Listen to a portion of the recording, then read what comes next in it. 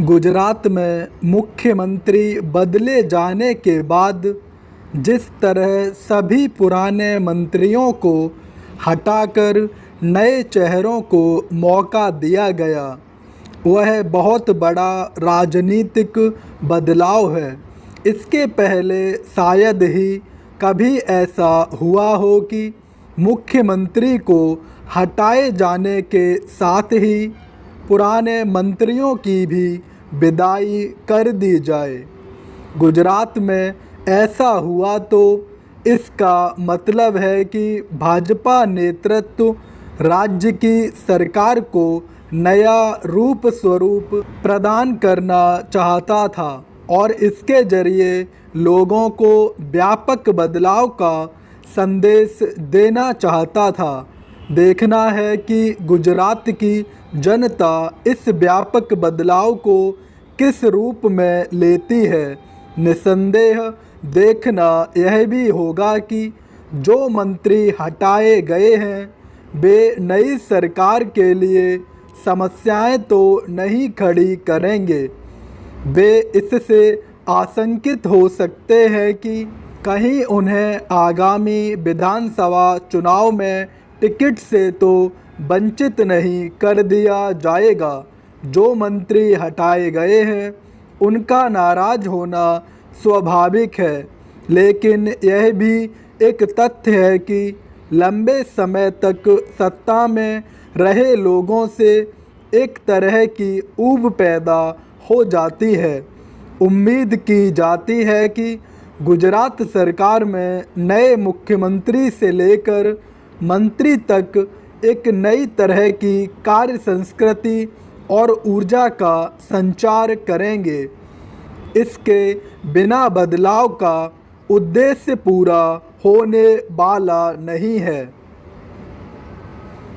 यह सही है कि भूपेंद्र पटेल सरकार में मंत्रियों के रूप में शामिल नए चेहरे बदलाव के साथ ताजगी का आभास कराएंगे, लेकिन इसकी भी अनदेखी नहीं की जा सकती कि मुख्यमंत्री के साथ उनके नए मंत्रियों को सरकार चलाने का अनुभव नहीं है। अनुभव का यह अभाव तब चुनौती बन सकता है जब विधानसभा चुनाव में ज़्यादा देर नहीं है। स्पष्ट है कि नए चेहरों वाली सरकार के सामने एक साथ दो चुनौतियां होंगी। एक तो सरकार का कामकाज प्रभावी ढंग से चलाना और दूसरे भाजपा के पक्ष में चुनावी माहौल तैयार करना। नए मुख्यमंत्री और उनके मंत्रियों के सामने एक चुनौती यह भी होगी कि शासन के कामकाज में नौकरशाही न हावी होने पाए।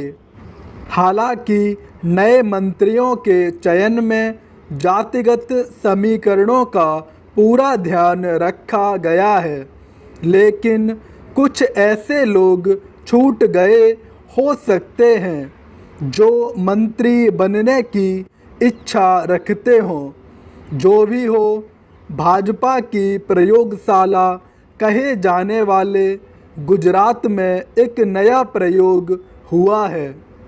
इस प्रयोग की सफलता विफलता का निर्धारण भविष्य करेगा, लेकिन इसमें दो राय नहीं कि भारत में राजनीति से रिटायर होने की कोई परंपरा विकसित नहीं हो पाई है।